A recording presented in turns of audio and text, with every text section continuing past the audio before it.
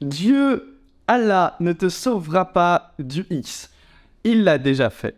Laisse-moi te raconter une petite histoire. C'est l'histoire d'un pêcheur qui va en mer pour aller chercher son poisson.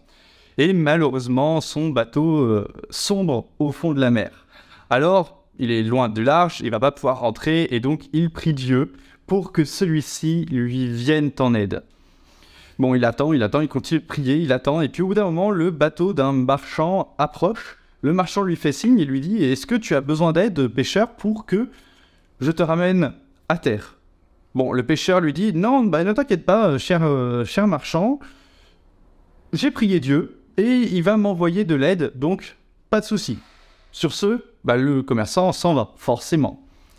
Quelque temps passe, le pêcheur continue de prier et puis un autre bateau passe et c'est un autre pêcheur qui passait par là. Quelle chance!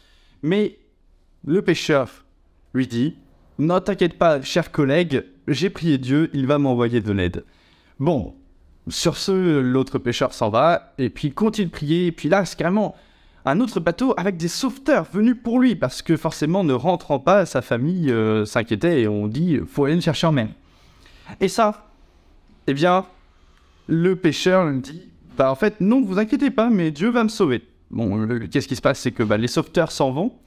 Et comme les sauveteurs s'en vont, eh bien, le pêcheur attend dans l'eau et puis il finit par mourir. Il monte au paradis parce que ça reste un très bon croyant.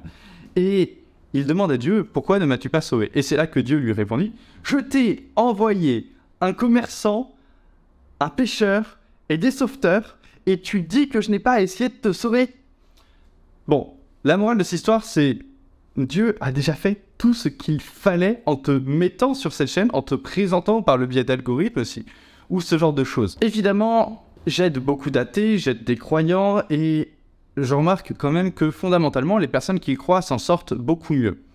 Mais en fait, c'est un peu un double vice. C'est un double vice parce que si d'un autre côté, ils ont plus de force pour combattre l'addiction, de l'autre côté, eh bien, en fait, ils font moins de travail pour s'en séparer. C'est en fait la double peine. C'est que le travail qui est nécessaire pour se séparer de l'addiction, eh bien, ils ne le font pas, malheureusement, alors qu'ils ont potentiellement plus d'énergie pour s'en sortir. Alors, qu'est-ce qu'il faut faire? Eh bien, continuer la prière, continuer sa croyance, tout simplement, et faire le travail qui est nécessaire pour arrêter. Et pour ceux qui sont ici, vous pouvez compter sur moi pour vous aider à travailler. Forcément, je suis passé par là. J'ai été un addict, je sais ce que c'est. J'ai aidé des dizaines d'hommes addicts à tout ça et je les en ai libérés. Donc, c'est potentiellement à votre tour. Et pour ça, vous m'envoyez un mail ou un message privé sur Instagram et je vous aiderai avec grand plaisir. Vous avez, vous les croyants, une chance énorme par rapport aux non-croyants. Mais ne laissez pas cette chance détruire la possibilité de vous en sortir. Sur ce, à la prochaine. Ciao.